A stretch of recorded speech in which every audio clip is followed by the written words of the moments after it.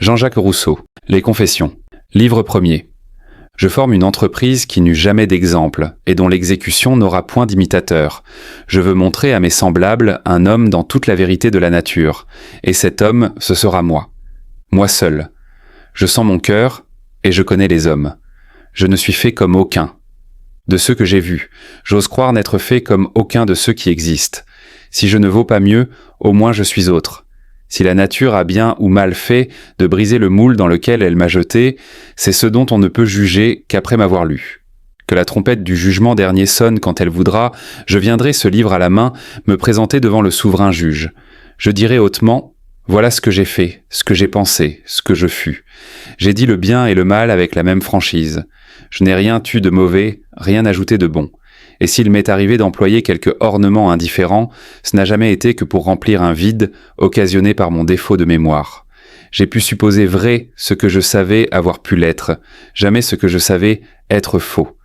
Je me suis montré tel que je fus, méprisable et vil quand je l'ai été. Bon, généreux, sublime quand je l'ai été, j'ai dévoilé mon intérieur tel que tu l'as vu toi-même. Être éternel rassemble autour de moi l'innombrable foule de mes semblables, qu'ils écoutent en mes confessions, qu'ils gémissent tant de mes indignités, qu'ils rougissent de mes misères, que chacun d'eux découvre à son tour son cœur au pied de ton trône avec la même sincérité, et puis qu'un seul te dise, s'il l'ose, je fus meilleur que cet homme-là. Je suis né à Genève en 1712 d'Isaac Rousseau, citoyen, et de Suzanne Bernard, citoyenne. Un bien fort médiocre à partager entre 15 enfants, ayant réduit presque à rien la portion de mon père, il n'avait pour subsister que son métier d'horloger, dans lequel il était à la vérité fort habile. Ma mère, fille du ministre Bernard, était plus riche. Elle avait de la sagesse et de la beauté. Ce n'était pas sans peine que mon père l'avait obtenue.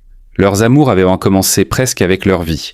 Dès l'âge de 8 à 9 ans, ils se promenaient ensemble tous les soirs sur la treille. À 10 ans, ils ne pouvaient plus se quitter. La sympathie, l'accord des âmes, affermit en eux le sentiment qu'avait produit l'habitude. Tous deux, nés tendres et sensibles, n'attendaient que le moment de trouver dans un autre la même disposition, ou plutôt ce moment les attendait eux-mêmes, et chacun d'eux jeta son cœur dans le premier qui s'ouvrit pour le recevoir. Le sort, qui semblait contrarier leur passion, ne fit que l'animer. Le jeune amant, ne pouvant obtenir sa maîtresse, se consumait de douleur. Elle lui conseilla de voyager pour l'oublier. Il voyagea sans fruit et revint plus amoureux que jamais. Il retrouva celle qu'il aimait tendre et fidèle. Après cette épreuve, il ne restait qu'à s'aimer toute la vie. Ils le jurèrent, et le ciel bénit leur serment. Gabriel Bernard, frère de ma mère, devint amoureux d'une des sœurs de mon père, mais elle ne consentit à épouser le frère qu'à condition que son frère épouserait la sœur. L'amour arrangea tout, et les deux mariages se firent le même jour. Ainsi mon oncle était le mari de ma tante, et leurs enfants furent doublement mes cousins germains. Il en naquit un de part et d'autre au bout d'une année. Ensuite, il fallut encore se séparer. Mon oncle Bernard était ingénieur. Il alla servir dans l'Empire et en Hongrie sous le prince Eugène. Il se distingua au siège et à la bataille de Belgrade. Mon père, après la naissance de mon frère unique, partit pour Constantinople, où il était appelé, et devint horloger du sérail. Durant son absence, la beauté de ma mère, son esprit, ses talents, lui attirèrent des hommages. Monsieur de la Closure, résident de France, fut un des plus empressés à lui en offrir.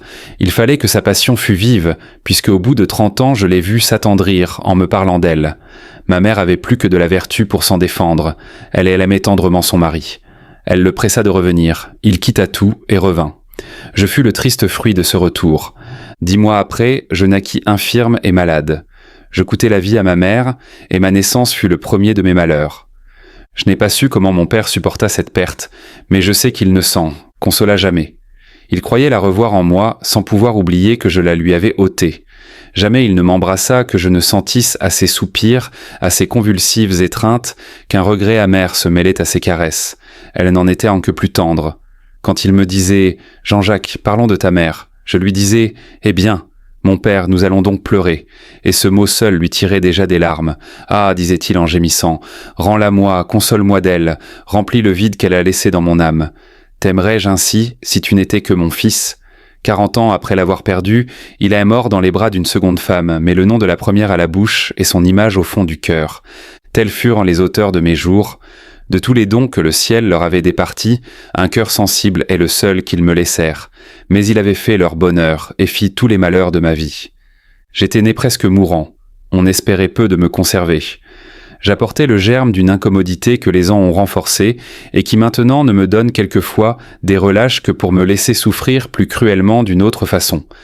Une sœur de mon père, fille aimable et sage, prit si grand soin de moi qu'elle me sauva. Au moment où j'écris ceci, elle est encore en vie, soignant, à l'âge de 80 ans, un mari plus jeune qu'elle, mais usé par la boisson. Chère tante, je vous pardonne de m'avoir fait vivre, et je m'afflige de ne pouvoir vous rendre à la fin de vos jours les tendres soins que vous m'avez prodigués au commencement des miens. J'ai aussi ma Jacqueline encore vivante, saine et robuste. Les mains qui m'ouvrirent les yeux à ma naissance pourront me les fermer à ma mort. Je sentis avant de penser. C'est le sort commun de l'humanité. Je l'éprouvai plus qu'un autre. J'ignore ce que je fis jusqu'à 5 ou 6 ans. Je ne sais comment j'appris à lire. Je ne me souviens que de mes premières lectures et de leur effet sur moi. C'est le temps d'où je date sans interruption la conscience de moi-même. Ma mère avait laissé des romans. Nous mîmes à les lire après souper, mon père et moi.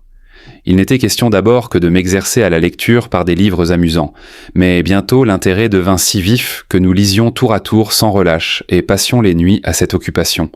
Nous ne pouvions jamais quitter qu'à la fin du volume. Quelquefois mon père, entendant le matin les hirondelles, disait tout honteux « Allons nous coucher, je suis plus enfant que toi ». En peu de temps j'acquis, par cette dangereuse méthode, non seulement une extrême facilité à lire et à m'entendre, mais une intelligence unique à mon âge sur les passions. Je n'avais aucune idée des choses, que tous les sentiments m'étaient beaux déjà connus. Je n'avais rien conçu, j'avais tout senti. Ces émotions confuses que j'éprouvais coup sur coup n'altéreront point la raison que je n'avais pas encore, mais elles m'en formèrent une d'une autre trempe et me donnèrent de la vie humaine des notions bizarres et romanesques dont l'expérience et la réflexion n'ont jamais bien pu me guérir. Les romans finirent avec l'été de 1719. L'hiver suivant, ce fut autre chose. La bibliothèque de ma mère épuisée, on eut recours à la portion de celle de son père qui nous était échue. Heureusement, il s'y trouva de bons livres. Et cela ne pouvait guère être autrement, cette bibliothèque ayant été formée par un ministre, à la vérité, et savant même, car c'était la mode alors, mais homme de goût et d'esprit. L'histoire de l'Église et de l'Empire par le Sueur, le discours de Bossuet sur l'histoire universelle, les hommes illustres de Plutarque, l'histoire de Venise par Nani, les métamorphoses d'Ovide, la Bruyère, les mondes de Fontenelle, ses dialogues des morts et quelques tomes de Molière furent transportés dans le cabinet de mon père et je les lui lisais tous les jours durant son travail. J'y pris un goût rare et peut-être unique à cet âge. Plutarque surtout devint ma lecture favorite. Le plaisir que je prenais à le relire sans cesse me guérit un peu des romans, et je préférais bientôt Agésilas, Brutus, Aristide, à Orondate, Artamène et Juba. De ces intéressantes lectures, des entretiens qu'elles occasionnaient entre mon père et moi, se forma cet esprit libre et républicain, ce caractère indomptable et fier, impatient de joug et de servitude, qui m'a tourmenté tout le temps de ma vie dans les situations les moins propres à lui donner l'essor, sans cesse occupé de Rome et d'Athènes, vivant pour ainsi dire avec leurs grands hommes, né moi-même citoyen d'une république et fils d'un père dont l'amour de la patrie était la plus forte passion, je m'en enflammais à son exemple. Je me croyais grec ou romain. Je devenais le personnage dont je lisais la vie. Le récit des traits de constance et d'intrépidité qui m'avaient frappé me rendait les yeux étincelants et la voix forte. Un jour que je racontais à table l'aventure de Sévola, on fut effrayé de me voir avancer et tenir la main sur un réchaud pour représenter son action. J'avais un frère plus âgé que moi de 7 ans.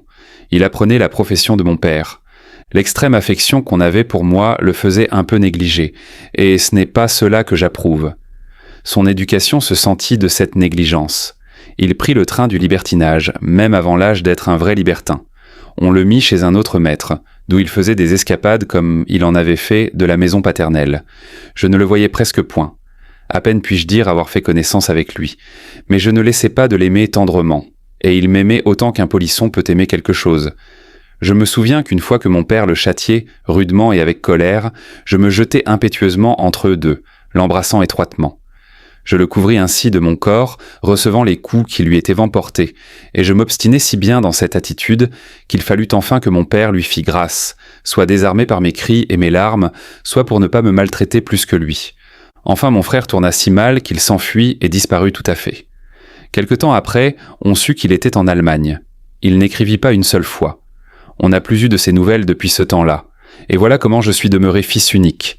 Si ce pauvre garçon fut élevé négligemment, il n'en fut pas ainsi de son frère, et les enfants des rois ne sauraient être soignés avec plus de zèle que je le fus durant mes premiers ans, idolâtré de tout ce qui m'environnait, et toujours, ce qui est bien plus rare, traité en enfant chéri, jamais en enfant gâté. Jamais une seule fois, jusqu'à ma sortie de la maison paternelle, on ne m'a laissé courir seul dans la rue avec les autres enfants. Jamais on n'eut à réprimer en moi ni à satisfaire aucune de ces fantasques humeurs qu'on impute à la nature et qui naissent toutes de la seule éducation.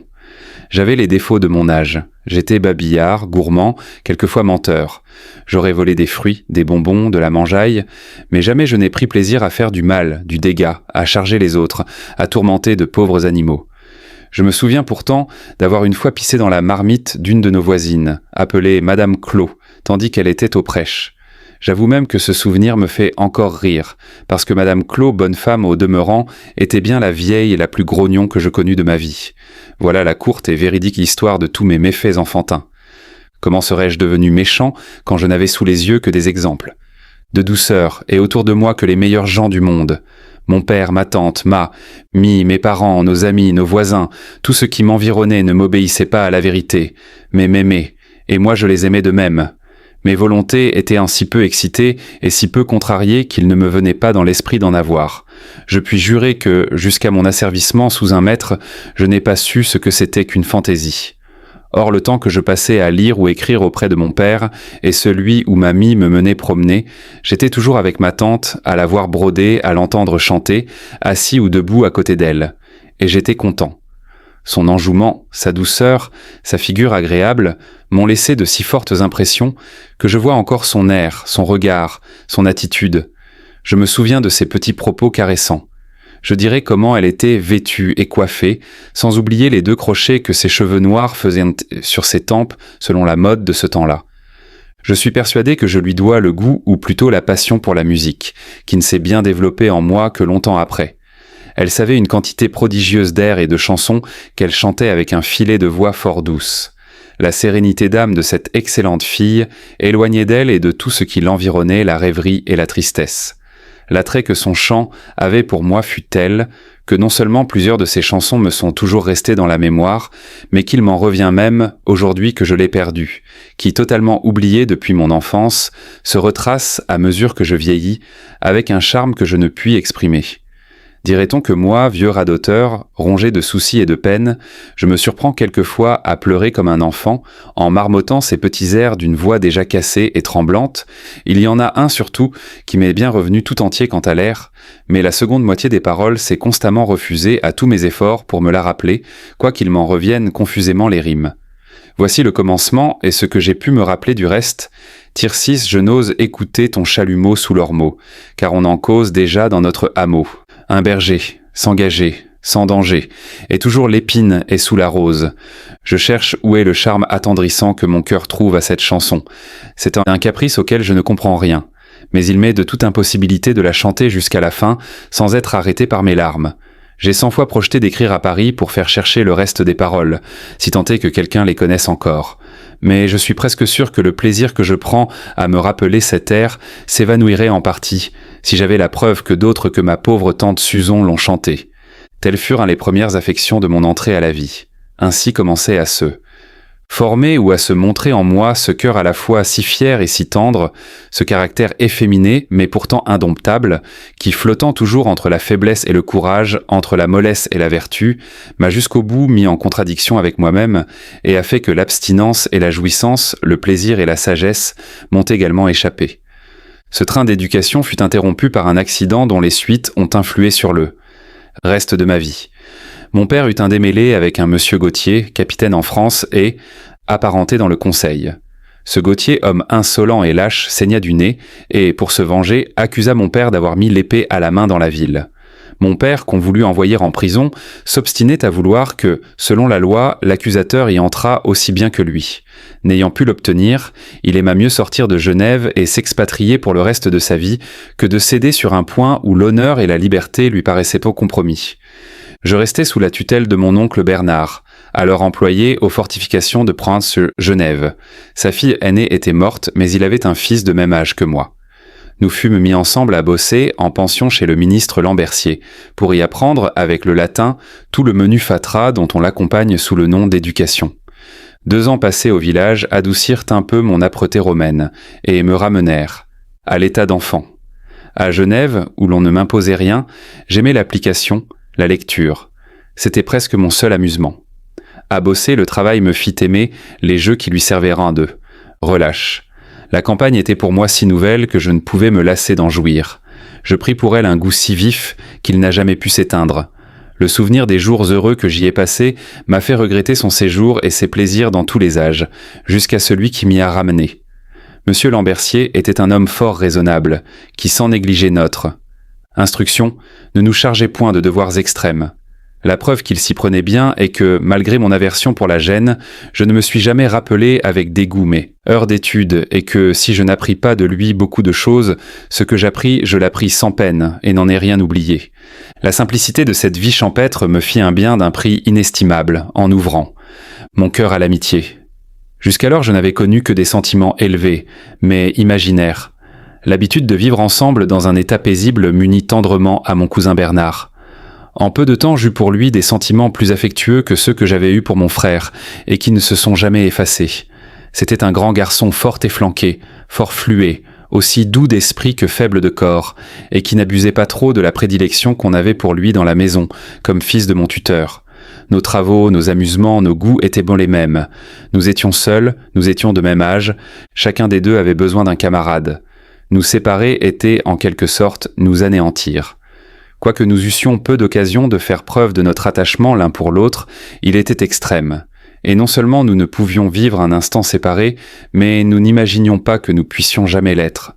Tous deux d'un esprit facile à céder aux caresses, complaisant quand on ne voulait pas nous contraindre, nous étions toujours d'accord sur tout. Si, par la faveur de ceux qui nous gouvernaient, il avait sur moi quelque ascendant sous leurs yeux, quand nous étions seuls, j'en avais un sur lui qui rétablissait l'équilibre. Dans nos études, je lui soufflais sa leçon quand il hésitait. Quand mon thème était fait, je lui aidais à faire le sien. Et dans nos amusements, mon goût plus actif lui servait toujours de guide. Enfin, nos deux caractères s'accordaient en si bien, et l'amitié qui nous unissait était si vraie que, dans plus de 5 ans que nous fûmes presque inséparables, tant à Bosser qu'à Genève, nous nous battîmes souvent, je l'avoue, mais jamais on eut besoin de nous séparer, jamais une de nos querelles ne dura plus d'un quart d'heure, et jamais nous ne portâmes l'un contre l'autre aucune accusation. Ces remarques sont, si l'on veut, puériles, mais il en résulte pourtant un exemple peut-être unique depuis qu'il existe des enfants. La manière dont je vivais à Bosser me convenait si bien qu'il ne lui a manqué que de durer plus longtemps pour fixer absolument mon caractère. Les sentiments tendres, affectueux, paisibles en faisaient le fond. Je crois que jamais individu de notre espèce n'eut naturellement moins de vanité que moi. Je m'élevais par élan à des mouvements sublimes, mais je retombais aussitôt dans ma langueur. Être aimé de tout ce qui m'approchait était le plus vif de mes désirs. J'étais doux, mon cousin l'était. Ceux qui nous gouvernaient l'étaient eux-mêmes. Pendant 2 ans entiers, je ne fus ni témoin ni victime d'un sentiment violent. Tout nourrissait dans mon cœur les dispositions qu'il reçut de la nature. Je ne connaissais rien d'aussi charmant que de voir tout le monde content de moi et de toutes choses. Je me souviendrai toujours qu'au temple, répondant au catéchisme, rien ne me troublait plus, quand il m'arrivait d'hésiter, que de voir sur le visage de mademoiselle Lambertier des marques d'inquiétude et de peine. Cela seul m'affligeait plus que la honte de manquer en public, qui m'affectait pourtant extrêmement. Car, quoique peu sensible aux louanges, je le fus toujours beaucoup à la honte. Et je puis dire ici que l'attente des réprimandes de mademoiselle Lambertier me donnait moins d'alarme que la crainte de la chagriner.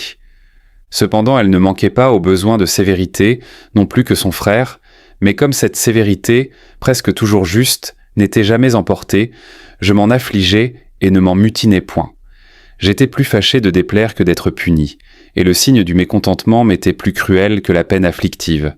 Il est embarrassant de m'expliquer mieux, mais cependant il le faut. Qu'on changerait de méthode avec la jeunesse, si l'on voyait mieux les effets éloignés de celles qu'on emploie toujours indistinctement et souvent indiscrètement. La grande leçon qu'on peut tirer d'un exemple aussi commun que funeste me fait résoudre à le donner. Comme mademoiselle Lambertier avait pour nous l'affection d'une mère, elle en avait aussi l'autorité, et la portait quelquefois jusqu'à nous infliger la punition des enfants quand nous l'avions méritée. Assez longtemps elle s'en tint à la menace, et cette menace d'un châtiment tout nouveau pour moi me semblait très effrayante. Mais après l'exécution, je la trouvais moins terrible à l'épreuve que l'attente ne l'avait été. Et ce qu'il y a de plus bizarre est que ce châtiment m'affectionna davantage encore à celle qui me l'avait imposé. Il fallait même toute la vérité de cette affection et toute ma douceur naturelle pour m'empêcher de chercher le retour du même traitement en le méritant. Car j'avais trouvé dans la douleur, dans la honte même, un mélange de sensualité qui m'avait laissé plus de désir que de crainte de l'éprouver d'heure-chef par la même main. Il est vrai que, comme il se mêlait sans doute à cela quelque instinct précoce du sexe, le même châtiment reçu de son frère ne m'eût point du tout paru plaisant. Mais, de l'humeur dont il était, cette substitution n'était guère à craindre, et si je m'abstenais de mériter la correction, c'était uniquement de peur de fâcher mademoiselle Lambercier, car tel est en moi l'empire de la bienveillance, et même de celle que les sens ont fait naître, qu'elle leur donna toujours la loi dans mon cœur.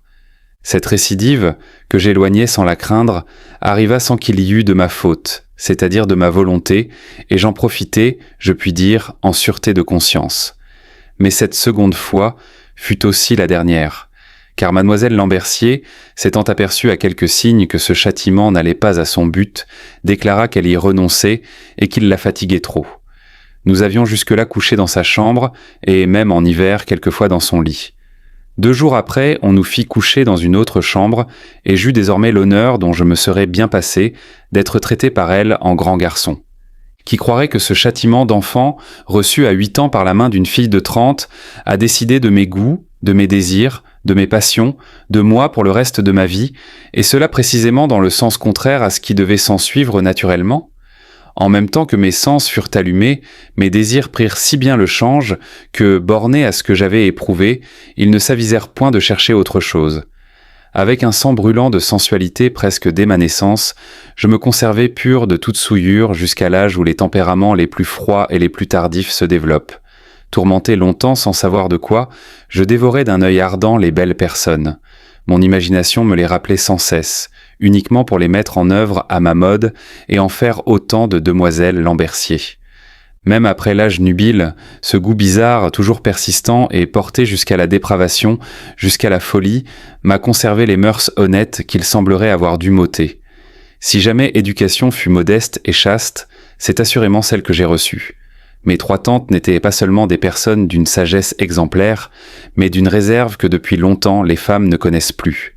Mon père, homme de plaisir, mais galant à la vieille mode, n'a jamais tenu, près des femmes qu'il aimait le plus, des propos dont une vierge eût pu rougir, et jamais on n'a poussé plus loin que dans ma famille et devant moi le respect qu'on doit aux enfants. Je ne trouvais pas moins d'attention chez monsieur Lambercier sur le même article, et une fort bonne servante y fut mise à la porte pour un mot un peu gaillard qu'elle avait prononcé devant nous.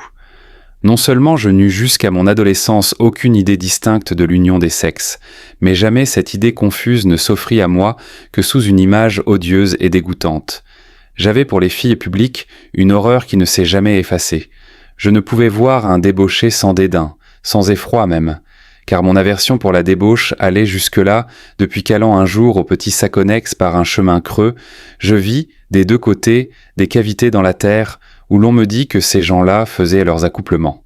Ce que j'avais vu de ceux des chiennes me revenait aussi toujours à l'esprit en pensant aux autres, et le cœur me soulevait à ce seul souvenir. Ces préjugés de l'éducation, propres par eux-mêmes à retarder les premières explosions d'un tempérament combustible, furent aidés, comme j'ai dit, par la diversion que firent sur moi les premières pointes de la sensualité. N'imaginant que ce que j'avais senti, malgré des effervescences de sang très incommodes, je ne savais porter mes désirs que vers l'espèce de volupté qui m'était connue, sans aller jamais jusqu'à celle qu'on m'avait rendue haïssable, et qui tenait de si près à l'autre sans que j'en eusse le moindre soupçon. Dans mes sottes fantaisies, dans mes érotiques fureurs, dans les actes extravagants auxquels elle me portait quelquefois, j'empruntais imaginairement le secours de l'autre sexe, sans penser jamais qu'il fût propre à nul autre usage qu'à celui que je brûlais d'en tirer. Non seulement donc, c'est ainsi qu'avec un tempérament très ardent, très lascif, très précoce, je passais toutefois l'âge de puberté, sans désirer, sans connaître d'autres plaisirs, des sens que ceux dont mademoiselle Lambercier m'avait très innocemment donné l'idée. Mais quand enfin le progrès des ans m'eut fait homme, c'est encore ainsi que ce qui devait me perdre me conserva.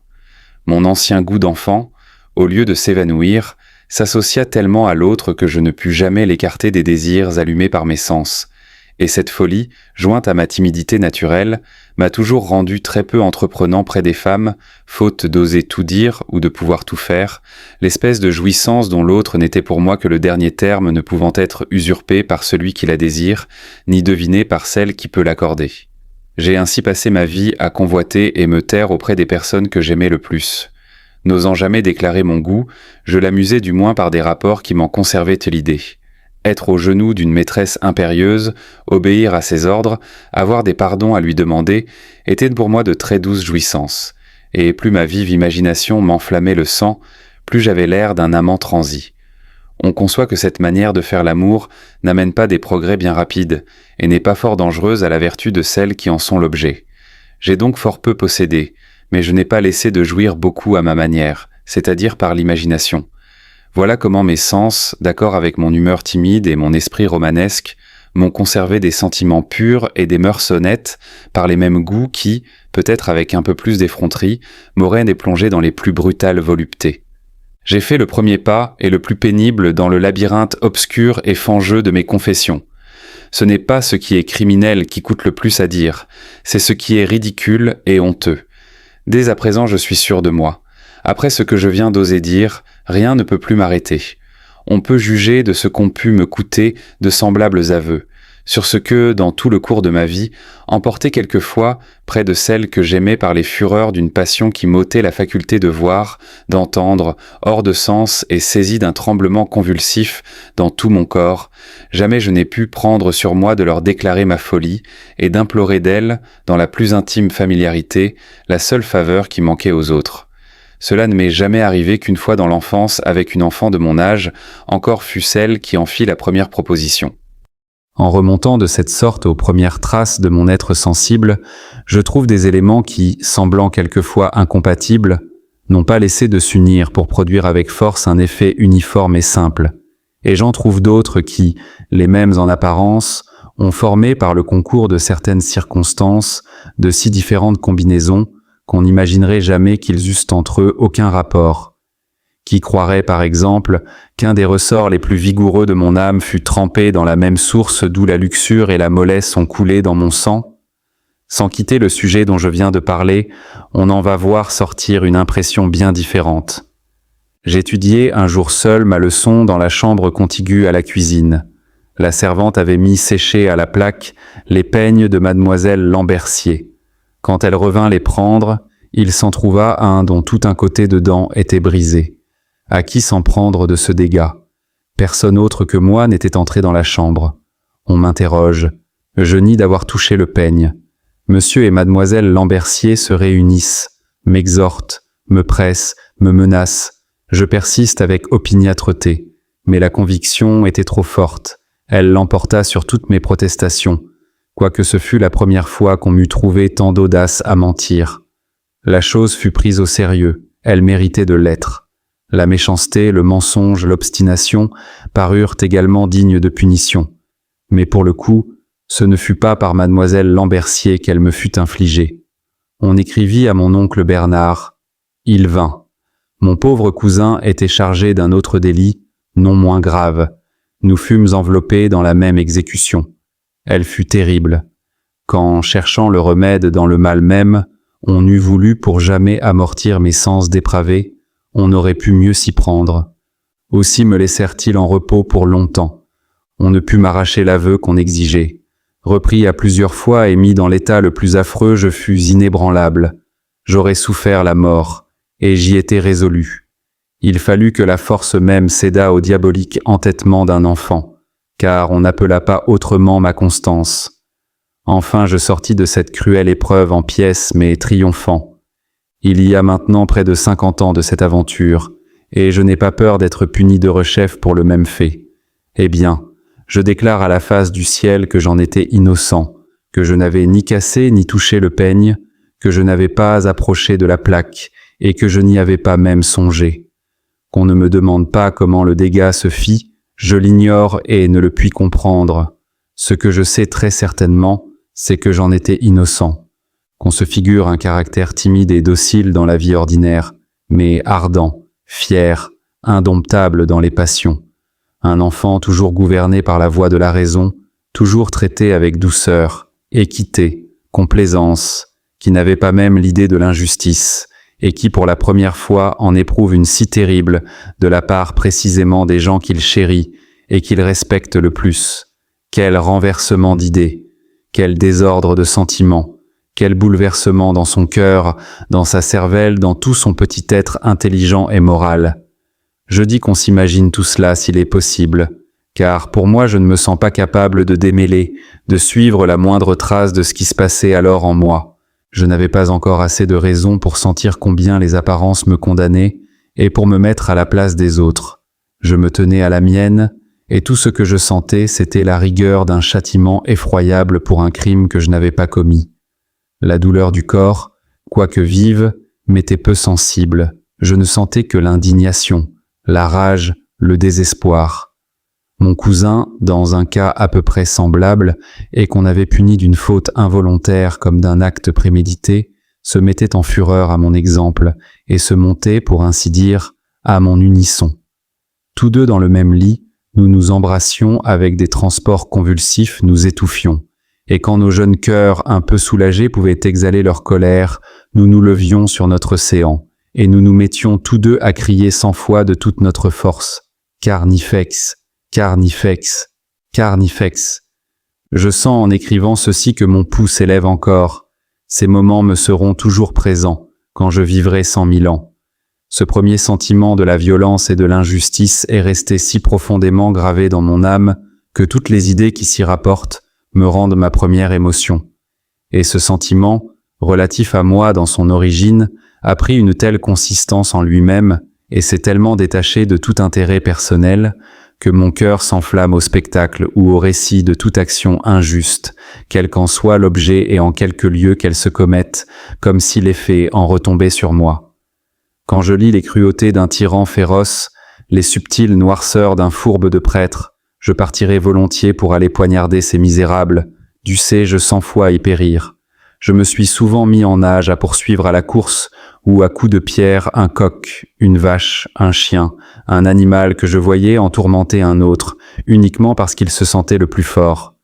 Ce mouvement peut m'être naturel et je crois qu'il l'est, mais le souvenir profond de la première injustice que j'ai soufferte y fut trop longtemps et trop fortement lié pour ne l'avoir pas beaucoup renforcé. Là fut le terme de la sérénité de ma vie enfantine. Dès ce moment, je cessais de jouir d'un bonheur pur, et je sens aujourd'hui même que le souvenir des charmes de mon enfance s'arrête là. Nous restâmes encore à bosser quelques mois. Nous y fûmes comme on nous représente le premier homme encore dans le paradis terrestre, mais ayant cessé d'en jouir, c'était en apparence la même situation, et en effet une toute autre manière d'être. L'attachement, le respect, l'intimité, la confiance ne liaient plus les élèves à leur guide. Nous ne les regardions plus comme des dieux qui lisaient dans nos cœurs. Nous étions moins honteux de mal faire et plus craintifs d'être accusés. Nous commencions à nous cacher, à nous mutiner, à mentir. Tous les vices de notre âge corrompaient notre innocence et enlaidissaient de nos jeux. La campagne même perdit à nos yeux cet attrait de douceur et de simplicité qui va au cœur. Elle nous semblait déserte et sombre. Elle s'était comme couverte d'un voile qui nous en cachait les beautés. Nous cessâmes de cultiver nos petits jardins, nos herbes, nos fleurs. Nous n'allions plus gratter légèrement la terre et crier de joie en découvrant le germe du grain que nous avions semé. Nous nous dégoûtâmes de cette vie. On se dégoûta de nous. Mon oncle nous retira, et nous nous séparâmes de monsieur et mademoiselle Lambercier, rassasiés les uns des autres, et regrettant peu de nous quitter. Près de 30 ans se sont passés depuis ma sortie de Bossey, sans que je m'en sois rappelé le séjour d'une manière agréable par des souvenirs un peu liés. Mais, depuis qu'ayant passé l'âge mûr, je décline vers la vieillesse, je sens que ces mêmes souvenirs renaissent tandis que les autres s'effacent, et se gravent dans ma mémoire avec des traits dont le charme et la force augmentent de jour en jour. Comme si, sentant déjà la vie qui s'échappe, je cherchais à la ressaisir par ses commencements.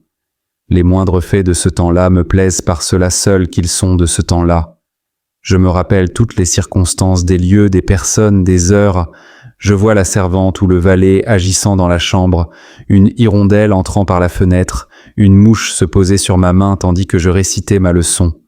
Je vois tout l'arrangement de la chambre où nous étions.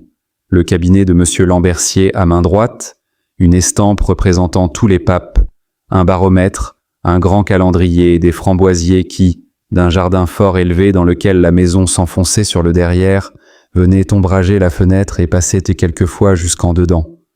Je sais bien que le lecteur n'a pas grand besoin de savoir tout cela, mais j'ai besoin moi de le lui dire. Que n'osais-je lui raconter de même toutes les petites anecdotes de cet heureux âge qui me font encore tressaillir d'aise quand je me les rappelle, 5 ou 6 surtout. Composons. Je vous fais grâce des 5, mais j'en veux une seule, pourvu qu'on me la laisse compter le plus longuement qu'il me sera possible, pour prolonger mon plaisir.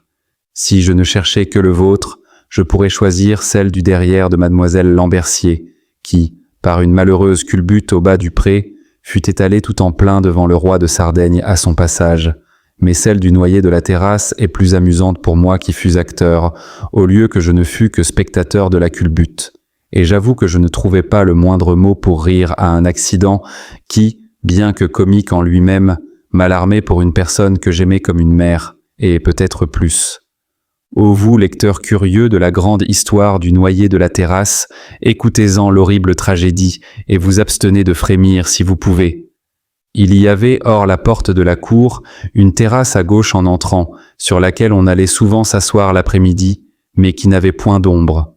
Pour lui en donner, Monsieur Lambercier y fit planter un noyer. La plantation de cet arbre se fit avec solennité. Les 2 pensionnaires en furaient les parrains, et, tandis qu'on comblait le creux, nous tenions l'arbre chacun d'une main avec des chants de triomphe. On fit, pour l'arroser, une espèce de bassin tout autour du pied. Chaque jour, ardents spectateurs de cet arrosement, nous nous confirmions, mon cousin et moi, dans l'idée très naturelle qu'il était plus beau de planter un arbre sur la terrasse qu'un drapeau sur la brèche, et nous résolûmes de nous procurer cette gloire sans la partager avec qui que ce fût. Pour cela, nous allâmes couper une bouture d'un jeune saule et nous la plantâmes sur la terrasse, à 8 ou 10 pieds de l'auguste noyer. Nous n'oubliâmes pas de faire aussi un creux autour de notre arbre. La difficulté était d'avoir de quoi le remplir, car l'eau venait d'assez loin et on ne nous laissait pas courir pour en aller prendre. Cependant, il en fallait absolument pour notre saule. Nous employâmes toutes sortes de ruses pour lui en fournir durant quelques jours, et cela lui réussit si bien que nous le vîmes bourgeonner et pousser de petites feuilles dont nous mesurions l'accroissement d'heure en heure, persuadés, quoiqu'il ne fût pas à un pied de terre, qu'il ne tarderait pas à nous ombrager. Comme notre arbre, nous occupant tout entier, nous rendait incapables de toute application, de toute étude, que nous étions comme en délire, et que, ne sachant à qui nous en avions, on nous tenait de plus court qu'auparavant, nous vîmes l'instant fatal où l'eau nous allait manquer, et nous nous désolions dans l'attente de voir notre arbre périr de sécheresse. Enfin, la nécessité, mère de l'industrie, nous suggéra une invention pour garantir l'arbre et nous d'une mort certaine. Ce fut de faire par-dessous terre une rigole qui conduisit secrètement au saule une partie de l'eau dont on arrosait le noyer. Cette entreprise, exécutée avec ardeur, ne réussit pourtant pas d'abord. Nous avions si mal pris la pente que l'eau ne coulait point. La terre s'éboulait et bouchait la rigole. L'entrée se remplissait d'ordures. Tout allait de travers. Rien ne nous rebuta. Labor omnia vincit improbus. Nous creusâmes davantage la terre et notre bassin pour donner à l'eau son écoulement. Nous coupâmes des fonds de boîtes en petites planches étroites, dont les unes mises de plat à la file et d'autres posées en angle des 2 côtés sur celle-là, nous firent un canal triangulaire pour notre conduit. Nous plantâmes à l'entrée de petits bouts de bois minces et à claire-voie qui, faisant une espèce de grillage ou de crapaudine, retenaient le limon et les pierres sans boucher le passage à l'eau. Nous recouvrîmes soigneusement notre ouvrage de terre bien foulé, et le jour où tout fut fait, nous attendîmes dans des transes d'espérance et de crainte l'heure de l'arrosement. Après des siècles d'attente, cette heure vint enfin. Monsieur Lambercier vint aussi à son ordinaire assister à l'opération, durant laquelle nous nous tenions tous 2 derrière lui pour cacher notre arbre, auquel très heureusement il tournait le dos. À peine achevait-on de verser le premier seau d'eau que nous commençâmes d'en voir couler dans notre bassin. À cet aspect, la prudence nous abandonna. Nous nous mîmes à pousser des cris de joie qui firent retourner monsieur Lambertier. Et ce fut dommage car il prenait grand plaisir à voir comment la terre du noyer était bonne et buvait avidement son eau. Frappé de la voir se partager en 2 bassins, il s'écrie à son tour, regarde, aperçoit la friponnerie, se fait brusquement apporter une pioche, donne un coup, fait voler 2 ou 3 éclats de nos planches, et criant à pleine tête « Un aqueduc, un aqueduc !» frappe de toutes parts des coups impitoyables dont chacun portait au milieu de nos cœurs. En un moment, les planches, le conduit, le bassin, le saule, tout fut détruit, tout fut labouré, sans qu'il y eût, durant cette expédition terrible, nul autre mot prononcé, sinon l'exclamation qu'il répétait sans cesse. « Un aqueduc !» s'écriait-il en brisant tout. « Un aqueduc, un aqueduc !» On croira que l'aventure finit mal pour les petits architectes. On se trompera. Tout fut fini. Monsieur Lambertier ne nous dit pas un mot de reproche, ne nous fit pas plus mauvais visage et ne nous en parla plus. Nous l'entendîmes même un peu après rire auprès de sa sœur à gorge déployée, car le rire de monsieur Lambertier s'entendait de loin. Et ce qu'il y eut de plus étonnant encore, c'est que, passé le premier saisissement, nous ne fûmes pas nous-mêmes fort affligés. Nous plantâmes ailleurs un autre arbre, et nous nous rappelions souvent la catastrophe du premier, en répétant entre nous avec emphase « un aqueduc, un aqueduc ». Jusque-là, j'avais eu des accès d'orgueil par intervalles, quand j'étais Aristide ou Brutus. Ce fut ici mon premier mouvement de vanité bien marqué. Avoir pu construire un aqueduc de nos mains, avoir mis en concurrence une bouture avec un grand arbre, me paraissait le suprême degré de la gloire. À 10 ans, j'en jugeais mieux que César à 30. L'idée de se noyer et la petite histoire qui s'y rapporte m'est si bien restée ou revenue qu'un de mes plus agréables projets dans mon voyage de Genève en 1754 était d'aller à Bossé revoir les monuments des jeux de mon enfance, et surtout le cher noyer, qui devait alors avoir déjà le tiers d'un siècle. Je fus si continuellement obsédé, si peu maître de moi-même, que je ne pus trouver le moment de me satisfaire. Il y a peu d'apparence que cette occasion renaisse jamais pour moi. Cependant, je n'en ai pas perdu le désir avec l'espérance, et je suis presque sûr que si jamais, retournant dans ces lieux chéris, j'y retrouvais mon cher noyer encore en être, je l'arroserais de mes pleurs. De retour à Genève, je passai 2 ou 3 ans chez mon oncle, en attendant qu'on résolût ce que l'on ferait de moi. Comme il destinait son fils au génie, il lui fit apprendre un peu de dessin, et lui enseigner les éléments d'Euclide. J'apprenais tout cela par compagnie, et j'y pris goût, surtout au dessin. Cependant, on délibérait si l'on me ferait horloger, procureur ou ministre. J'aimais mieux être ministre car je trouvais bien beau de prêcher. Mais le petit revenu du bien de ma mère à partager entre mon frère et moi ne suffisait pas pour pousser mes études. Comme l'âge où j'étais ne rendait pas ce choix bien pressant encore, je restais en attendant chez mon oncle, perdant à peu près mon temps et ne laissant pas de payer, comme il était juste, une assez forte pension. Mon oncle, homme de plaisir ainsi que mon père, ne savait pas comme lui se captiver pour ses devoirs, et prenait assez peu de soin de nous.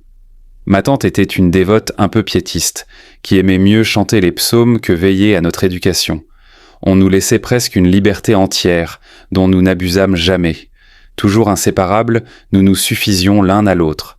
Et n'étant point tentés de fréquenter les polissons de notre âge, nous ne prîmes aucune des habitudes libertines que l'oisiveté nous pouvait inspirer. J'ai même tort de nous supposer oisifs, car de la vie nous ne le fûmes moins. Et ce qu'il y avait d'heureux était que tous les amusements dont nous nous passionnions successivement nous tenaient ensemble occupés dans la maison, sans que nous fussions même tentés de descendre à la rue. Nous faisions des cages, des flûtes, des volants, des tambours, des maisons, des équifles, des arbalètes. Nous gâtions les outils de mon bon vieux grand-père pour faire des montres à son imitation. Nous avions surtout un goût de préférence pour barbouiller du papier, dessiner, laver, enluminer, faire un dégât de couleur. Il vint à Genève un charlatan italien appelé Gamba Corta. Nous allâmes le voir une fois, et puis nous n'y voulûmes plus aller. Mais il avait des marionnettes, et nous nous mîmes à faire des marionnettes. Ces marionnettes jouaient des manières de comédie, et nous fîmes des comédies pour les nôtres. Faute de pratique, nous contrefaisions du gosier la voix de Polichinelle, pour jouer ces charmantes comédies que nos pauvres bons parents avaient la patience de voir et d'entendre. Mais mon oncle Bernard, ayant un jour lu dans la famille un très beau sermon de sa façon, nous quittâmes les comédies et nous nous mîmes à composer des sermons. Ces détails ne sont pas fort intéressants, je l'avoue. Mais ils montrent à quel point il fallait que notre première éducation eût été bien dirigée, pour que, maîtres presque de notre temps et de nous dans un âge si tendre, nous fussions si peu tentés d'en abuser. Nous avions si peu besoin de nous faire des camarades que nous en négligions même l'occasion. Quand nous allions nous promener, nous regardions en passant leurs jeux sans convoitise, sans songer même à y prendre part. L'amitié remplissait si bien nos cœurs qu'il nous suffisait d'être ensemble pour que les plus simples goûts fissent nos délices. À force de nous voir inséparables, on y prit garde. D'autant plus que mon cousin étant très grand et moi très petit, cela faisait un couple assez plaisamment assorti. Sa longue figure effilée, son petit visage de pomme cuite, son air mou, sa démarche nonchalante, excitaient les enfants à se moquer de lui. Dans le patois du pays, on lui donna le surnom de Barna Bredana, et sitôt que nous sortions, nous n'entendions que Barna Bredana tout autour de nous. Il endurait cela plus tranquillement que moi. Je me fâchai, je voulus me battre. C'était ce que les petits coquins demandaient. Je battis, je fus battu. Mon pauvre cousin me soutenait de son mieux, mais il était faible, d'un coup de poing on le renversait. Alors je devenais furieux. Cependant, quoique j'attrapasse force Orion, ce n'était pas à moi qu'on en voulait, c'était à Barna Bredana. Mais j'augmentais tellement le mal par ma mutine colère que nous n'osions plus sortir qu'aux heures où l'on était en classe, de peur d'être hués et suivis par les écoliers. Me voilà déjà redresseur des torts. Pour être un paladin dans les formes, il ne me manquait que d'avoir une dame. J'en eus deux. J'allais de temps en temps voir mon père à Nyon, petite ville du pays de Vaud, où il s'était établi. Mon père était fort aimé, et son fils se sentait de cette bienveillance. Pendant le peu de séjour que je faisais près de lui, c'était à qui me fêterait. Une madame de Vulson surtout me faisait 1000 caresses, et pour y mettre le comble, sa fille me prit pour son galant. On sent ce que c'est qu'un galant de 11 ans pour une fille de 22. Mais toutes ces friponnes sont si aises de mettre ainsi de petites poupées en avant pour cacher les grandes, ou pour les tenter par l'image d'un jeu qu'elles savent rendre attirant. Pour moi qui ne voyais point entre elle et moi de disconvenance, je pris la chose au sérieux. Je me livrai de tout mon cœur, ou plutôt de toute ma tête, car je n'étais guère amoureux que par là, quoique je le fusse à la folie, et que mes transports, mes agitations, mes fureurs donnassent des scènes à pâmer de rire. Je connais deux sortes d'amour très distincts, très réels, et qui n'ont presque rien de commun, quoique très vifs l'un et l'autre, et tous deux différents de la tendre amitié. Tout le cours de ma vie s'est partagé entre ces deux amours de si diverses natures, et je les ai même éprouvés tous deux à la fois. Car par exemple, au moment dont je parle, tandis que je m'emparais de mademoiselle de Vulson, si publiquement et si tyranniquement que je ne pouvais souffrir qu'aucun homme approchât d'elle, j'avais avec une petite mademoiselle Goton des tête-à-tête assez courts, mais assez vifs, dans lesquels elle daignait faire la maîtresse d'école, et c'était tout. Mais ce tout, qui en effet était tout pour moi, me paraissait le bonheur suprême, et sentant déjà le prix du mystère, quoique je n'en susse usé qu'en enfant, je rendais à mademoiselle de Vulson, qui ne s'en doutait guère, le soin qu'elle prenait de m'employer à cacher d'autres amours. Mais à mon grand regret mon secret fut découvert, ou moins bien gardé de la part de ma petite maîtresse d'école que de la mienne, car on ne tarda pas à nous séparer. C'était en vérité une singulière personne que cette petite mademoiselle Goton. Sans être belle, elle avait une figure difficile à oublier et que je me rappelle encore, souvent beaucoup trop pour un vieux fou. Ses yeux surtout n'étaient pas de son âge, ni sa taille, ni son maintien. Elle avait un petit air imposant et fier très propre à son rôle et qui en avait occasionné la première idée entre nous. Mais ce qu'elle avait de plus bizarre était un mélange d'audace et de réserve difficile à concevoir. Elle se permettait avec moi les plus grandes privautés, sans jamais m'en permettre aucune avec elle. Elle me traitait exactement en enfant, ce qui me fait croire ou qu'elle avait déjà cessé de l'être, ou qu'au contraire elle l'était encore assez elle-même pour ne voir qu'un jeu dans le péril auquel elle s'exposait. J'étais tout entier, pour ainsi dire, à chacune de ces deux personnes, et si parfaitement qu'avec aucune des deux il ne m'arrivait jamais de songer à l'autre, mais du reste rien de semblable en ce qu'elle me faisait éprouver. J'aurais passé ma vie entière avec mademoiselle de Vulson sans songer à la quitter, mais en l'abordant ma joie était tranquille et n'allait pas à l'émotion. Je l'aimais surtout en grande compagnie. Les plaisanteries, les agagues préférences près des grands rivaux qu'elle paraissait maltraiter. J'étais tourmenté, mais j'aimais ce tourment. Les applaudissements, les encouragements, les rimes échauffées m'animaient. J'avais des emportements, des saillies, j'étais transporté d'amour. Dans un cercle tête-à-tête, j'aurais été contraint, froid, peut-être ennuyé. Cependant, je m'intéressais tendrement à elle. Je souffrais quand elle était malade. J'aurais donné ma santé pour rétablir la sienne. Et notez que je savais très bien par expérience ce que c'était que maladie et ce que c'était que santé. Absent d'elle, j'y pensais. Elle me manquait. Présent, ses caresses m'étaient douces au cœur, non au sens. J'étais impunément familier avec elle. Mon imagination ne me demandait que ce qu'elle m'accordait. Cependant, je n'aurais pu supporter de lui en voir faire autant à d'autres. Je l'aimais en frère, mais j'en étais jaloux en amant. Je l'eusse été de mademoiselle Goton en turc, en furieux, en tigre, si j'avais seulement imaginé qu'elle pût faire à un autre le même traitement qu'elle m'accordait, car cela même était une grâce qu'il fallait demander à genoux. J'abordai mademoiselle de Vulson avec un plaisir très vif, mais sans trouble. Au lieu qu'en voyant mademoiselle Goton je ne voyais plus rien, tous mes sens étaient bouleversés. J'étais familier avec la première sans avoir de familiarité. Au contraire, j'étais aussi tremblant qu'agité devant la seconde, même au fort des plus grandes familiarités. Je crois que si j'étais resté trop longtemps avec elle, je n'aurais pu vivre. Les palpitations m'auraient étouffé. Je craignais également de leur déplaire, mais j'étais plus complaisant pour l'une et plus obéissant pour l'autre. Pour rien au monde je n'aurais voulu fâcher mademoiselle de Vulson. Mais si mademoiselle Goton m'eût ordonné de me jeter dans les flammes, je crois qu'à l'instant j'aurais obéi. Mes amours, ou plutôt mes rendez-vous avec celle-ci, durèrent peu, très heureusement pour elle et pour moi. Quoique mes liaisons avec mademoiselle de Vulson n'eussent pas le même danger, elles ne laissèrent pas d'avoir aussi leur catastrophe, après avoir un peu plus longtemps duré. Les fins de tout cela devaient toujours avoir l'air un peu romanesque et donner prise aux exclamations. Quoique mon commerce avec mademoiselle de Vulson fût moins vif, il était plus attachant peut-être. Nos séparations ne se faisaient jamais sans larmes, et il est singulier dans quel vide accablant je me sentais plongé après l'avoir quittée. Je ne pouvais parler que d'elle, ni penser qu'à elle. Mes regrets étaient vrais et vifs, mais je crois qu'au fond ces héroïques regrets n'étaient pas tous pour elle, et que, sans que je m'en aperçusse, les amusements dont elle était le centre y avaient leur bonne part. Pour tempérer les douleurs de l'absence, nous nous écrivions des lettres d'un pathétique à faire fendre les rochers. Enfin j'eus la gloire qu'elle n'y put plus tenir, et qu'elle vint me voir à Genève. Pour le coup la tête acheva de me tourner. Je fus ivre et fou les 2 jours qu'elle y resta. Quand elle partit, je voulais me jeter dans l'eau après elle, et je fis longtemps retentir l'air de mes cris. 8 jours après, elle m'envoya des bonbons et des gants, ce qui m'eût paru fort galant si je n'eusse appris en même temps qu'elle était mariée et que ce voyage dont il lui avait plu de me faire honneur était pour acheter ses habits de noces. Je ne décrirai pas ma fureur, elle se conçoit. Je jurai dans mon noble courroux de ne plus revoir la perfide, n'imaginant pas pour elle de plus terribles punitions. Elle n'en mourut pas cependant, car 20 ans après, étant allé voir mon père et me promenant avec lui sur le lac, je demandai qui étaient des dames que je voyais dans un bateau peu loin d'une autre. « Comment ?» me dit mon père en souriant, « le cœur ne te le dit pas ? Ce sont tes anciennes amours.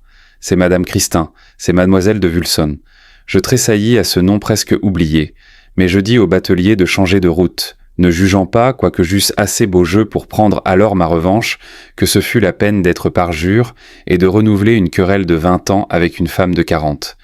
Ainsi se perdait en niaiserie le plus précieux temps de mon enfance avant qu'on eût décidé de ma destination.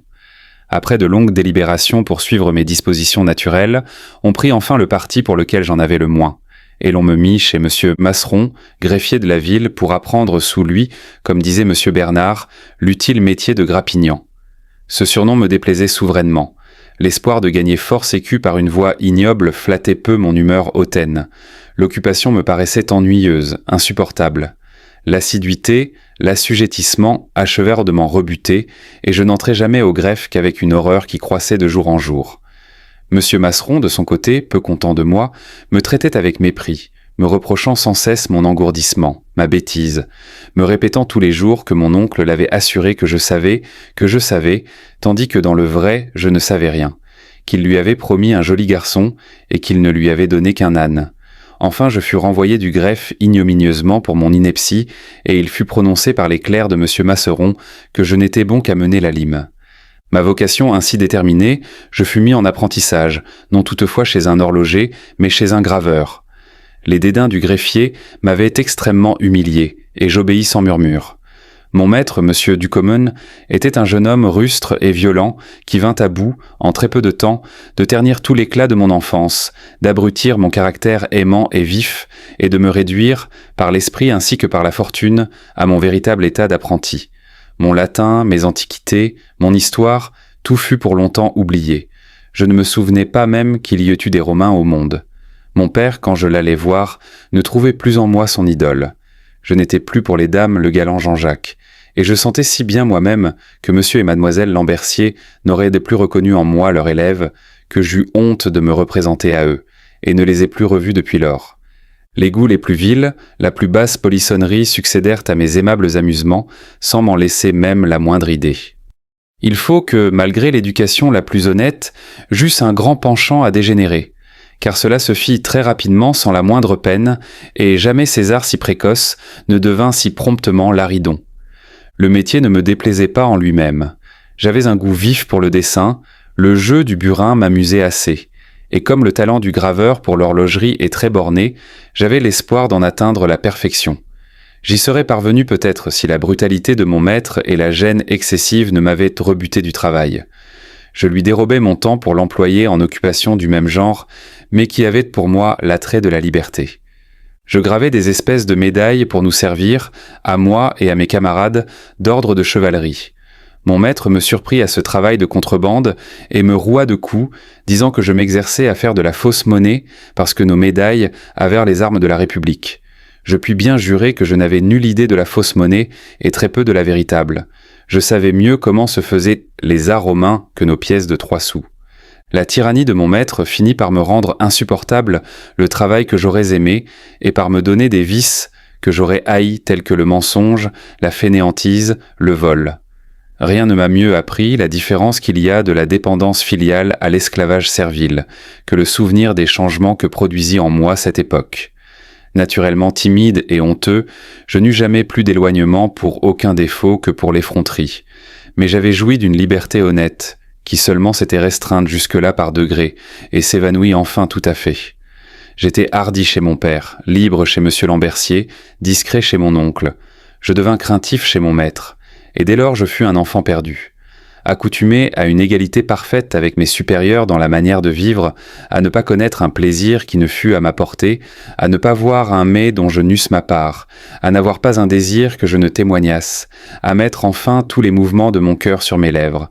Qu'on juge de ce que je dus devenir dans une maison où je n'osais pas ouvrir la bouche, où il fallait sortir de table au tiers du repas, et de la chambre aussitôt que je n'y avais rien à faire, où sans cesse enchaîné à mon travail, je ne voyais qu'objet de jouissance pour d'autres et de privation pour moi seul, où l'image de la liberté du maître et des compagnons augmentait le poids de mon assujettissement, où, dans les disputes sur ce que je savais le mieux, je n'osais ouvrir la bouche, où tout enfin ce que je voyais devenait pour mon cœur un objet de convoitise, uniquement parce que j'étais privé de tout.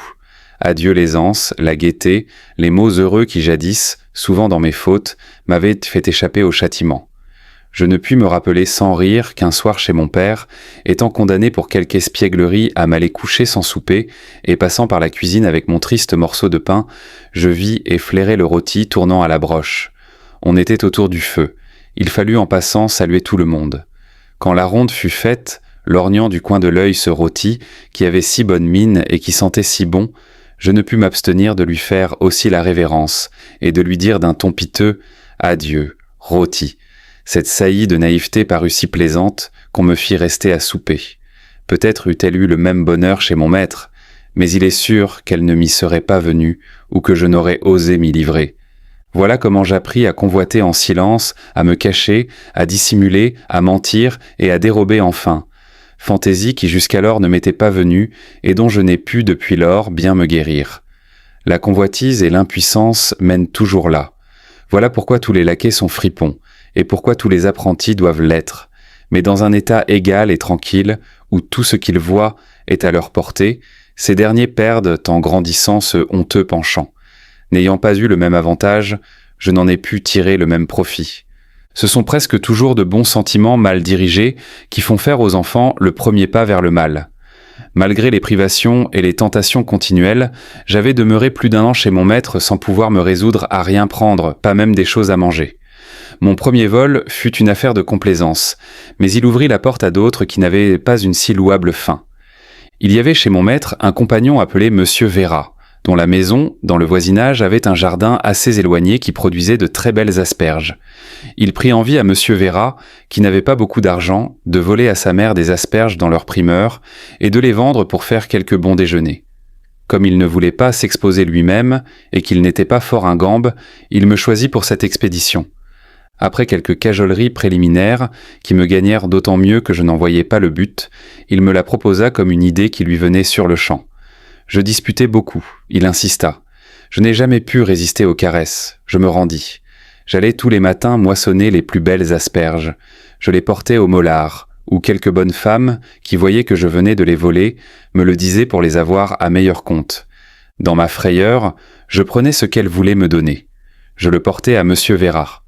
Cela se changeait promptement en un déjeuner dont j'étais le pourvoyeur et qu'il partageait avec un autre camarade, car pour moi, très content d'en avoir quelques bribes, je ne touchais pas même à leur vin. Ce petit manège dura plusieurs jours sans qu'il me vînt même à l'esprit de voler le voleur et de dîmer sur Monsieur Véra le produit de ses asperges. J'exécutais ma friponnerie avec la plus grande fidélité. Mon seul motif était de complaire à celui qui me la faisait faire. Cependant, si j'eusse été urpris, que de coups, que d'injures, quel traitement cruel n'eussé-je point essuyé, tandis que le misérable, en me démentant, eût été cru sur sa parole, et moi doublement puni pour avoir osé le charger, attendu qu'il était compagnon, et que je n'étais qu'apprenti. Voilà comment, en tout état, le fort coupable se sauve aux dépens du faible innocent. J'appris ainsi qu'il n'était pas si terrible de voler que je l'avais cru, et je tirai bientôt si bon parti de ma science que rien de ce que je convoitais n'était à ma portée en sûreté. Je n'étais pas absolument mal nourri chez mon maître, et la sobriété ne m'était pénible qu'en la lui voyant si mal gardée.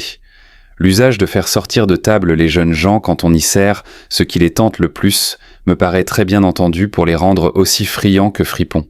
Je devins en peu de temps l'un et l'autre, et je m'en trouvais fort bien pour l'ordinaire, quelquefois fort mal quand j'étais surpris.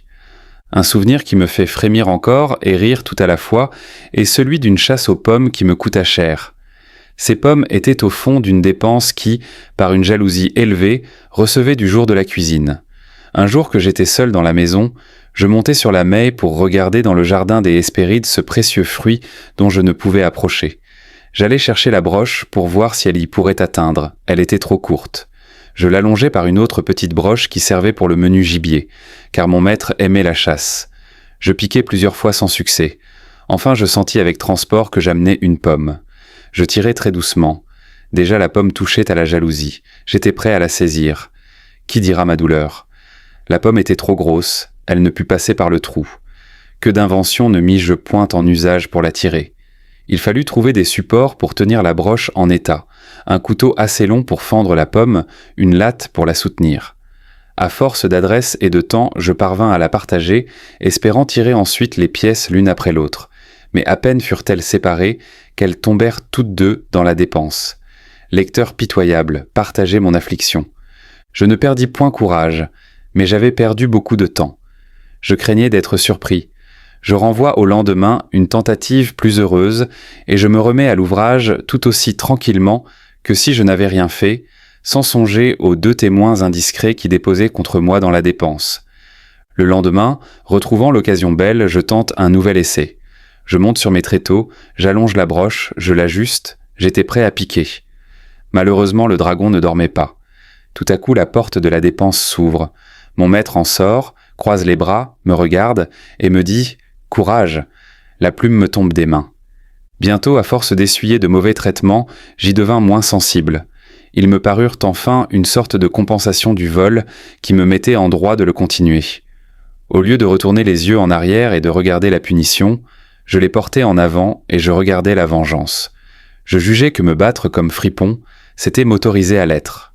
Je trouvais que voler et être battu allaient ensemble, et constituaient en quelque sorte un état, et qu'en remplissant la partie de cet état qui dépendait de moi, je pouvais laisser le soin de l'autre à mon maître. Sur cette idée, je me mis à voler plus tranquillement qu'auparavant. Je me disais, qu'en arrivera-t-il enfin? Je serai battu. Soit je suis fait pour l'être.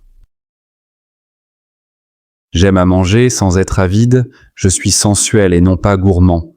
Trop d'autres goûts me distraient de celui-là.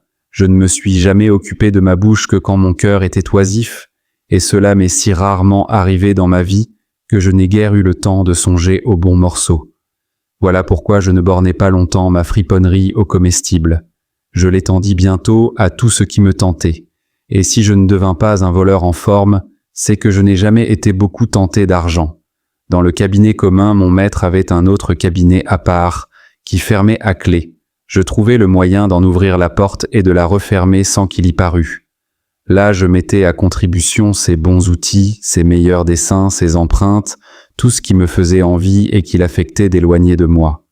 Dans le fond, ces vols étaient bien innocents, puisqu'ils n'étaient faits que pour être employés à son service. Mais j'étais transporté de joie d'avoir ces bagatelles en mon pouvoir. Je croyais voler le talent avec ces productions. Du reste, il y avait dans des boîtes des recoupes d'or et d'argent, de petits bijoux, des pièces de prix, de la monnaie. Quand j'avais 4 ou 5 sous dans ma poche, c'était beaucoup. Cependant, loin de toucher à rien de tout cela, je ne me souviens pas même d'y avoir jeté de ma vie un regard de convoitise. Je le voyais avec plus d'effroi que de plaisir. Je crois bien que cette horreur du vol de l'argent et de ce qui en produit me venait en grande partie de l'éducation. Il se mêlait à cela des idées secrètes d'infamie, de prison, de châtiment, de potence, qui m'auraient fait frémir si j'avais été tenté, au lieu que mes tours ne me semblaient que des espiègleries, et n'étaient pas autre chose en effet. Tout cela ne pouvait valoir que d'être bien étrillé par mon maître, et d'avance je m'arrangeais là-dessus. Mais, encore une fois, je ne convoitais pas même assez pour avoir à m'abstenir. Je ne sentais rien à combattre. Une seule feuille de beau papier à dessiner me tentait plus que l'argent pour en payer une rame. Cette bizarrerie tient à une des singularités de mon caractère. Elle a eu tant d'influence sur ma conduite qu'il importe de l'expliquer.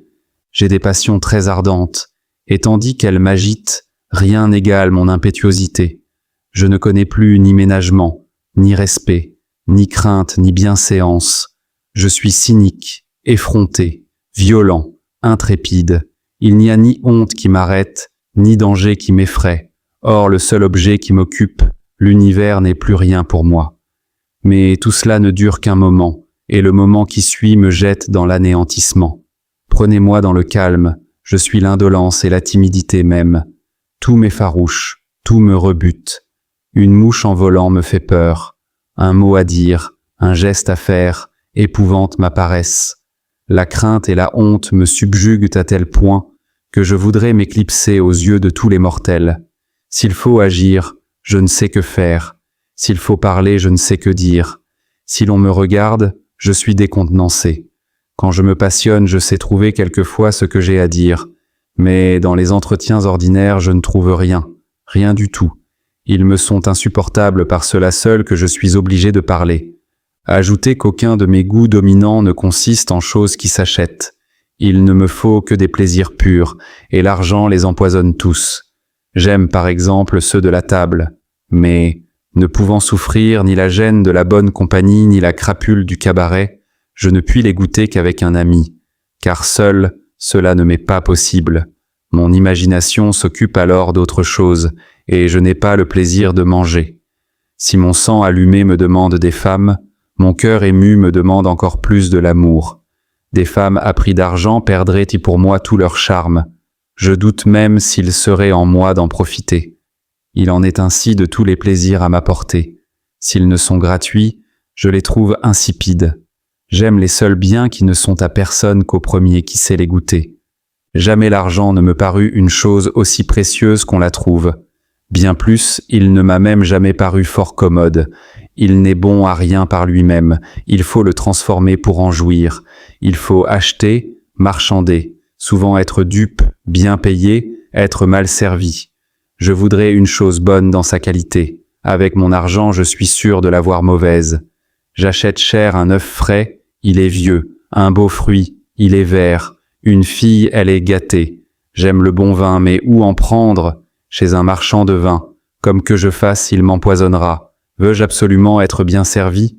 Que de soins, que d'embarras. Avoir des amis, des correspondants, donner des commissions, écrire, aller, venir, attendre, et souvent au bout être encore trompé. Que de peine avec mon argent. Je la crains plus que je n'aime le bon vin.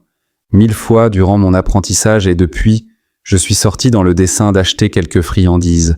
J'approche de la boutique d'un pâtissier, j'aperçois des femmes au comptoir. Je crois déjà les voir rire et se moquer entre elles du petit gourmand. Je passe devant une fruitière, je lorgne du coin de l'œil de belles poires. Leur parfum me tente. 2 ou 3 jeunes gens tout près de là me regardent. Un homme qui me connaît est devant sa boutique. Je vois de loin venir une fille.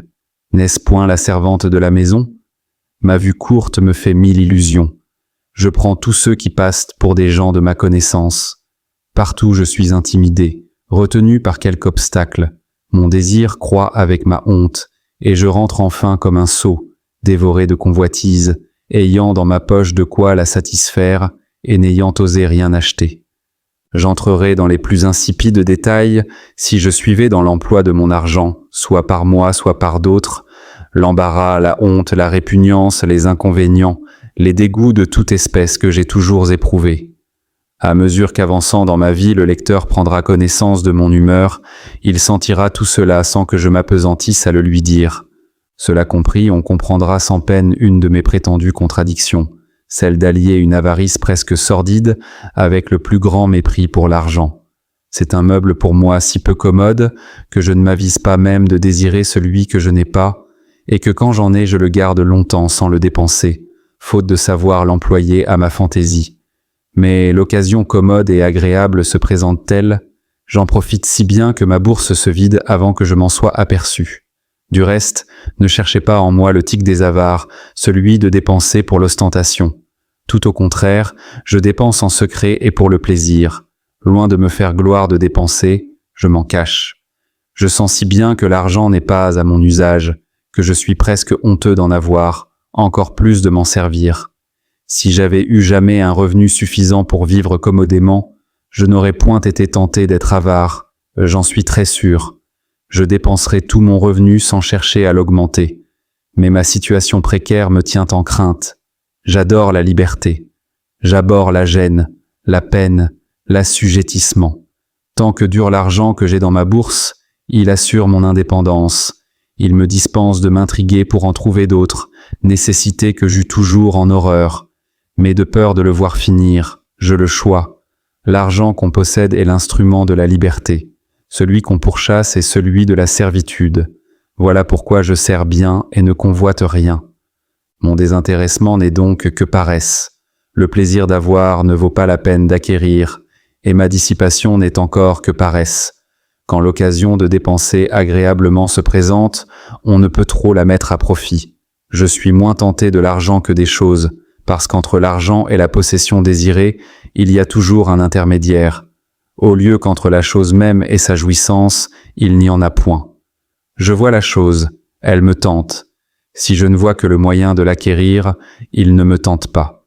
J'ai donc été fripon, et quelquefois je le suis encore de bagatelles qui me tentent, et que j'aime mieux prendre que demander. Mais, petit ou grand, je ne me souviens pas d'avoir pris de ma vie un liard à personne. Or, une seule fois, il n'y a pas 15 ans, que je volai 7 livres 10 sous. L'aventure vaut la peine d'être contée, car il s'y trouve un concours impayable d'effronteries et de bêtises, que j'aurais peine moi-même à croire s'il regardait un autre que moi. C'était à Paris. Je me promenais avec monsieur de Franqueuil au Palais Royal sur les 5 heures. Il tire sa montre, la regarde et me dit « Allons à l'opéra, je le veux bien, nous allons ». Il prend 2 billets d'amphithéâtre, m'en donne un et passe le premier avec l'autre. Je le suis, il entre. En entrant après lui, je trouve la porte embarrassée. Je regarde, je vois tout le monde debout.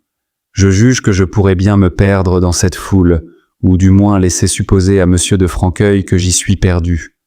Je sors, je reprends ma contremarque, puis mon argent, et je m'en vais sans songer qu'à peine avais-je atteint la porte que tout le monde était assis, et qu'alors monsieur de Franqueuil voyait clairement que je n'y étais plus. Comme jamais rien ne fut plus éloigné de mon humeur que ce trait-là, je le note, pour montrer qu'il y a des moments d'une espèce de délire, où il ne faut point juger des hommes par leurs actions. Ce n'était pas précisément voler cet argent, c'était en voler l'emploi, moins c'était un vol, plus c'était une infamie. Je ne finirais pas ces détails si je voulais suivre toutes les routes par lesquelles, durant mon apprentissage, je passais de la sublimité de l'héroïsme à la bassesse d'un vaurien. Cependant, en prenant les vices de mon état, il me fut impossible d'en prendre tout à fait les goûts. Je m'ennuyais des amusements de mes camarades, et quand la trop grande gêne m'eut aussi rebuté du travail, je m'ennuyais de tout. Cela me rendit le goût de la lecture, que j'avais perdu depuis longtemps. Ces lectures, prises sur mon travail, devinrent un nouveau crime qui m'attira de nouveaux châtiments. Ce goût irrité par la contrainte devint passion, bientôt fureur. La tribu, fameuse loueuse de livres, m'en fournissait de toute espèce. Bons et mauvais, tout passait. Je ne choisissais point. Je lisais tout avec une égale avidité. Je lisais à l'établi, je lisais en allant faire mes messages, je lisais à la garde-robe, et m'y oubliais des heures entières. La tête me tournait de la lecture, je ne faisais plus que lire. Mon maître m'épiait, me surprenait, me battait, me prenait mes livres. Que de volumes furent déchirés, brûlés, jetés par les fenêtres. Que d'ouvrages restèrent dépareillés chez la tribu. Quand je n'avais plus de quoi la payer, je lui donnais mes chemises, mes cravates, mes hardes, mes 3 sous d'étrenne tous les dimanches lui étaient régulièrement portés. Voilà donc, me dira-t-on, l'argent devenu nécessaire. Il est vrai, mais ce fut quand la lecture m'eut ôté toute activité. Livré tout entier à mon nouveau goût, je ne faisais plus que lire, je ne volais plus. C'est encore ici une de mes différences caractéristiques. Au fort d'une certaine habitude d'être, un rien me distrait, me change, m'attache, enfin me passionne, et alors tout est oublié, je ne songe plus qu'au nouvel objet qui m'occupe. Le cœur me battait d'impatience de feuilleter le nouveau livre que j'avais dans la poche. Je le tirais aussitôt que j'étais seul, et ne songeais plus à fouiller le cabinet de mon maître. J'ai même peine à croire que j'eusse volé, quand même j'aurais eu des passions plus coûteuses. Borné au moment présent, il n'était pas dans mon tour d'esprit de m'arranger ainsi pour l'avenir. La tribu me faisait crédit, les avances étaient petites, et quand j'avais empoché mon livre, je ne songeais plus à rien. L'argent qui me venait naturellement passait de même à cette femme, et quand elle devenait pressante, rien n'était plus tôt sous ma main que mes propres effets. Voler par avance était trop de prévoyance, et voler pour payer n'était pas même une tentation. À force de querelles, de coups, de lectures dérobées et mal choisies, mon humeur devint taciturne, sauvage. Ma tête commençait à s'altérer, et je vivais en vrai loup-garou. Cependant, si mon goût ne me préserva pas des livres plats et fades, mon bonheur me préserva des livres obscènes et licencieux. Non que la tribu, femme à tous égards très accommodante, se fit un scrupule de m'en prêter. Mais, pour les faire valoir, elle me les nommait avec un air de mystère qui me forçait précisément à les refuser, tant par dégoût que par honte. Et le hasard seconda si bien mon humeur pudique que j'avais plus de 30 ans avant que j'eusse jeté les yeux sur aucun de ces dangereux livres qu'une belle dame de par le monde trouve incommodes, en ce qu'on ne peut les lire que d'une main. En moins d'1 an, j'épuisai la mince boutique de la tribu, et alors je me trouvai dans mes loisirs cruellement désœuvré. Guéri de mes goûts d'enfant et de polisson, par celui de la lecture, et même par mes lectures, qui bien que sans choix et souvent mauvaises, ramenèrent pourtant mon cœur à des sentiments plus nobles que ceux que m'avait donnés mon état. Dégoûté de tout ce qui était à ma portée, et sentant trop loin de moi tout ce qui m'aurait tenté, je ne voyais rien de possible qui pût flatter mon cœur. Mes sens émus depuis longtemps me demandaient une jouissance dont je ne savais pas même imaginer l'objet. J'étais aussi loin du véritable que si je n'avais point eu de sexe, et déjà pubère et sensible, je pensais quelquefois à mes folies, mais je ne voyais rien au-delà. Dans cette étrange situation, mon inquiète imagination prit un parti qui me sauva de moi-même et calma ma naissante sensualité. Ce fut de se nourrir des situations qui m'avaient intéressé dans mes lectures, de les rappeler, de les varier, de les combiner, de me les approprier tellement que je devinsse un des personnages que j'imaginais, que je me visse toujours dans les positions les plus agréables selon mon goût. Enfin que l'état fictif où je venais à bout de me mettre me fit oublier mon état réel dont j'étais si mécontent. Cet amour des objets imaginaires et cette facilité de m'en occuper achevèrent de me dégoûter de tout ce qui m'entourait et déterminèrent ce goût pour la solitude qui m'est toujours resté depuis ce temps-là. On verra plus d'une fois dans la suite les bizarres effets de cette disposition si misanthrope et si sombre en apparence, mais qui vient en effet d'un cœur trop affectueux, trop aimant, trop tendre qui, faute d'en trouver d'existant qui lui ressemble, est forcé de s'alimenter de fiction. Il me suffit, quant à présent, d'avoir marqué l'origine et la première cause d'un penchant qui a modifié toutes mes passions et qui, les contenant par elles-mêmes, m'a toujours rendu paresseux à faire, par trop d'ardeur à désirer. J'atteignis ainsi ma 16e année, inquiet, mécontent de tout et de moi, sans goût de mon état, sans plaisir de mon âge, dévoré de désirs dont j'ignorais l'objet, pleurant sans sujet de larmes, soupirant sans savoir de quoi, enfin caressant tendrement mes chimères, faute de rien voir autour de moi qui les valût. Les dimanches, mes camarades venaient me chercher, après le prêche pour aller m'ébattre avec eux. Je leur aurais volontiers échappé si j'avais pu. Mais une fois en train dans leur jeu, j'étais plus ardent et j'allais plus loin qu'aucun autre, difficile à ébranler et à retenir. Ce fut là de tout temps ma disposition constante. Dans nos promenades hors de la ville, j'allais toujours en avant sans songer au retour, à moins que d'autres n'y songeassent pour moi. J'y fus pris 2 fois. Les portes furent fermées avant que je pusse arriver. Le lendemain, je fus traité comme on s'imagine. Et la seconde fois, il me fut promis un tel accueil pour la 3e que je résolus de ne m'y pas exposer. Cette 3e fois si redoutée arriva pourtant. Ma vigilance fut mise en défaut par un maudit capitaine appelé Monsieur Minutoli, qui fermait toujours la porte où il était de garde une demi-heure avant les autres. Je revenais avec 2 camarades. À demi-lieue de la ville, j'entends sonner la retraite. Je double le pas. J'entends battre la caisse. Je cours à toutes jambes. J'arrive essoufflé tout en nage. Le cœur me bat. Je vois de loin les soldats à leur poste. J'accours, je crie d'une voix étouffée. Il était trop tard. À 20 pas de l'avancée, je vois lever le premier pont. Je frémis en voyant en l'air ces cornes terribles, sinistres et fatales, augure du sort inévitable que ce moment commençait pour moi. Dans le premier transport de ma douleur, je me jetai sur les glacis et mordis la terre. Mes camarades, riant de leur malheur, prirent à l'instant leur parti. Je pris aussi le mien. Mais ce fut d'une autre manière. Sur le lieu même, je jurai de ne retourner jamais chez mon maître.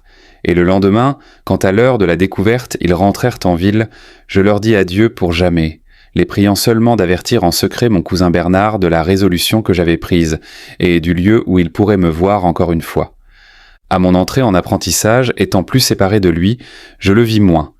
Toutefois, durant quelque temps, nous nous rassemblions les dimanches, mais insensiblement chacun prit d'autres habitudes, et nous nous vîmes plus rarement. Je suis persuadé que sa mère contribua beaucoup à ce changement. Il était, lui, un garçon du haut. Moi, chétif apprenti, je n'étais plus qu'un enfant de Saint-Gervais. Il n'y avait plus entre nous d'égalité, malgré la naissance. C'était déroger que de me fréquenter. Cependant, les liaisons ne cessèrent point tout à fait entre nous. Et comme c'était un garçon d'un bon naturel, il suivait quelquefois son cœur malgré les leçons de sa mère. Instruit de ma résolution, il accourut, non pour m'en dissuader ou la partager, mais pour jeter, par de petits présents, quelque agrément dans ma fuite, car mes propres ressources ne pouvaient me mener fort loin. Il me donna entre autres une petite épée dont j'étais fort épris et que j'ai portée jusqu'à Turin, où le besoin m'en fit défaire, et où je me la passais, comme on dit, au travers du corps. Plus j'ai réfléchi depuis à la manière dont il se conduisit avec moi dans ce moment critique, plus je me suis persuadé qu'il suivit les instructions de sa mère et peut-être de son père, car il n'est pas possible que de lui-même il n'eût fait quelque effort pour me retenir ou qu'il n'eût tenté de me suivre, mais point. Il m'encouragea dans mon dessein plutôt qu'il ne m'en détourna. Puis, quand il me vit bien résolu, il me quitta sans beaucoup de larmes. Nous ne nous sommes jamais écrits ni revus. C'est dommage, il était d'un caractère essentiellement bon. Nous étions faits pour nous aimer. Avant de m'abandonner à la fatalité de ma destinée, qu'on me permette de tourner un moment les yeux sur celle qui m'attendait naturellement, si j'étais tombé dans les mains d'un meilleur maître. Rien n'était plus convenable à mon humeur, ni plus propre à me rendre heureux, que l'état tranquille et obscur d'un bon artisan, dans certaines classes surtout, telle qu'est à Genève celle des graveurs. Cet état, assez lucratif pour donner une subsistance aisée, et pas assez pour mener à la fortune, eût borné mon ambition pour le reste de mes jours. Et me laissant un loisir honnête pour cultiver des goûts modérés, il m'eût contenu dans ma sphère sans m'offrir aucun moyen d'en sortir. Ayant une imagination assez riche pour orner de ses chimères tous les états, assez puissante pour me transporter, pour ainsi dire, à mon gré de l'un à l'autre, il m'importait peu dans lequel je fusse en effet.